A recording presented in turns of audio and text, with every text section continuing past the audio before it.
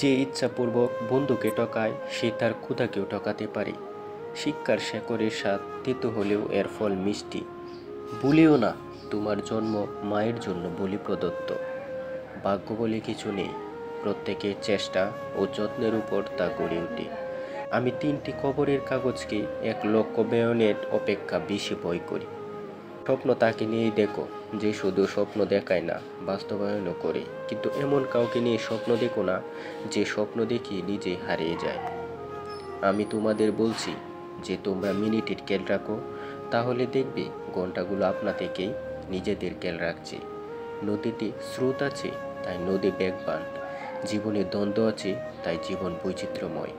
পুরুষের লক্ষ্য রাখা উচিত যতদিন বেশি তারা অবিবাহিত জীবনযাত্রা করতে পারে। তোমার দেশ তোমার জন্য কি করেছে তা জিজ্ঞেস করো না, নিজেকে জিজ্ঞেস করো তুমি তোমার দেশের জন্য কি করতে পেরেছ। বেপাস কথা বলার চেয়ে চুপ থাকাই শ্রেয়। যে ভালোবাসা না চাইতে পাওয়া যায় তার প্রতি কোনো মোহ থাকে না। চালাকির দ্বারা কোনো মহৎ কাজ হয় না। অসৎ ব্যক্তি সৎ ব্যক্তির কাজের মধ্যে কোনো মহৎ উদ্দেশ্য খুঁজে পায় না। হ্যাঁ এবং না কথা দুটো সবচেয়ে পুরনো এবং সবচেয়ে ছোট, কিন্তু কথা দুটো বলতে সবচেয়ে বেশি ভাবতে হয়। আমি ব্যর্থতাকে মেনে নিতে পারি, কিন্তু আমি চেষ্টা না করাকে মেনে নিতে পারি না। আপনি যদি গরিব হয়ে জন্ম নেন তাহলে এটা আপনার দোষ নয়, কিন্তু যদি আপনি গরিব হয়ে মারা যান তবে সেটা আপনার দোষ। কখনো কোনো বন্ধুকে আঘাত করো না, এমনকি ঠাট্টা করেও না। শত্রু মরে গেলে আনন্দিত হবার কারণ নেই, শত্রু সৃষ্টির কারণগুলো এখনো মরেনি।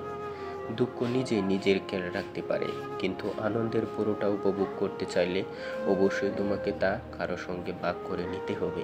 যেসব দৃশ্য আমরা খুব মন লাগিয়ে দেখতে চাই সেসব দৃশ্য কখনো ভালোভাবে দেখতে পারি না। সেসব দৃশ্য অতি দ্রুত চোখের সামনে দিয়ে চলে যায়। যে সহজ সরল জীবনযাপন করে সুখ তার জন্য অন্তত সুলভ। চিন্তা করো বেশি, বলো কম, লেখো তার চেয়েও কম। অসৎ আনন্দের চেয়ে পবিত্র বেদনা ভালো। কথাবার্তায় ক্রোধের পরিমাণ খাবারের লবণের মতো হওয়া উচিত। পরিমিত হলে রুচিকর, অপরিমিত হলে ক্ষতিকর।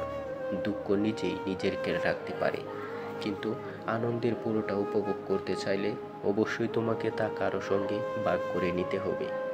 পৃথিবীতে কেউ কারো নয়, শুধু সুখে থাকার আশায় কাছে টানার ব্যর্থ প্রত্যয়, আর দূরে চলে যাওয়ার এক বাস্তব অভিনয়। মানুষের সর্বোৎকৃষ্ট শিক্ষকই হলো মহৎ ব্যক্তিদের আত্মজীবনী ও বাণী।